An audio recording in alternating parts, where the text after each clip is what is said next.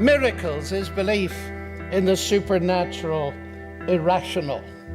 Now, there are several concepts here, and the major one, of course, is the word miracle, which comes from the Latin miraculum. The Oxford English Dictionary describes a miracle as a marvelous event occurring within human experience which cannot have been brought about by human power or by the operation of any natural agency, and must therefore be ascribed to the special intervention of the deity or some supernatural being.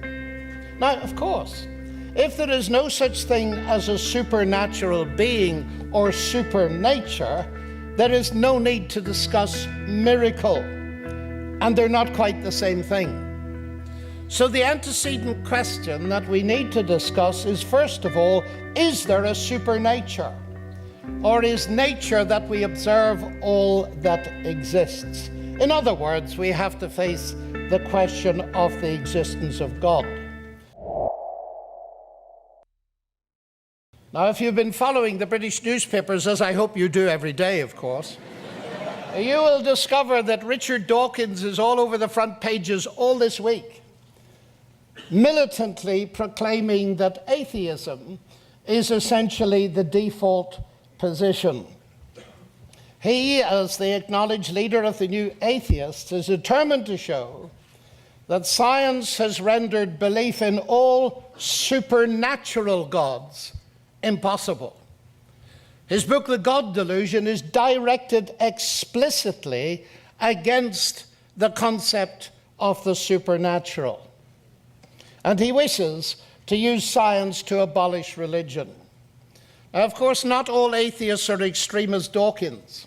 Jürgen Habermas, a leading German intellectual who's an atheist, regards religion as an important source for creating meaning. And indeed, he warns Europe that our educational system, our legal system, our human rights are all derivative from the Judeo-Christian tradition. And interestingly, he, as a leading intellectual atheist on the continent, adds, to this day we have no other source. Everything else is post-modern chatter. That's a fascinating statement for an intellectual atheist. And I was reminded of that origin of our educational institutions as I looked up at your magnificent philosophy building. It's the only one in the world I've ever seen to bear the inscription, "What is man that you are mindful of him?" Ladies and gentlemen, students of Harvard, you stand in a tradition that at its inception saw no contradiction between the highest intellectual aspirations and belief in God, even in the philosophy department. I don't know what it's like now. But certainly, they did not believe then that belief in God was an insult to the intellect. Now, the new atheists are determined to spread the myth that science and belief in God are incompatible. I say myth because it's very easy to see that that is far too simplistic an analysis. How can science and belief in God be essentially incompatible when, for instance, so many leading scientists at my own University of Oxford believe in God? I can name the heads of several scientific departments, world famous in their fields, nanotechnology, electrical engineering, and so on, who are believers in God. And in this country, just to name one, William Phillips, Nobel Prize winner for physics, is a believer in God. And what I simply observe is this, that brilliant science can be done by atheists, and brilliant science can be done by believers in God, which shows us, ladies and gentlemen, that the conflict which is real lies much deeper in. It is not simplistically between science and belief in God and the supernatural.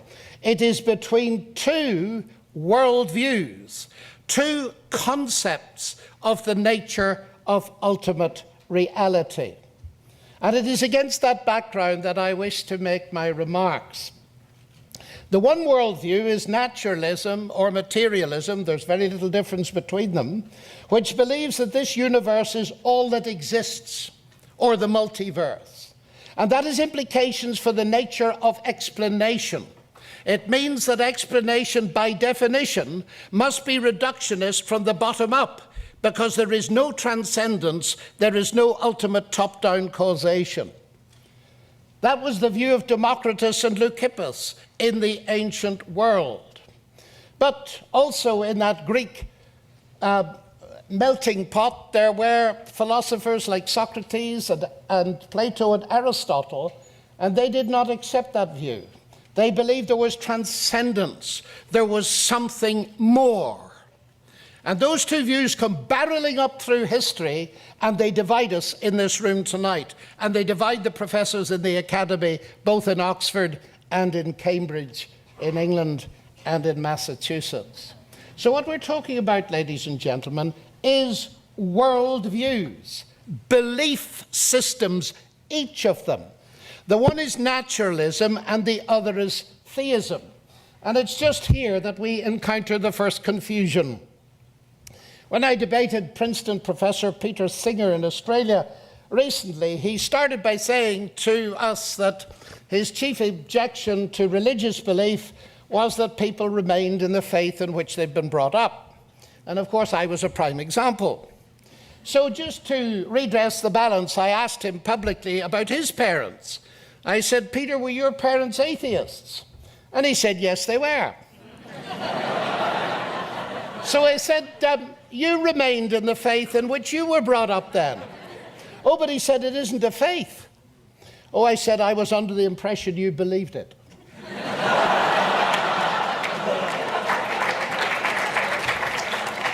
Now, ladies and gentlemen, that little spat, and I got on very well with Peter Singer, you can watch the debate online, is very revealing, because it's consistent with the attitude of the new atheists to regard religious faith as faith, and therefore, by definition, believing where there is no evidence.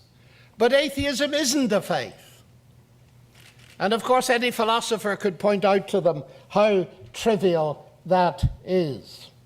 It is very important to see that we are dealing with two belief systems. One believes that this universe is the ultimate reality, mass energy. The other believes that God is the ultimate reality.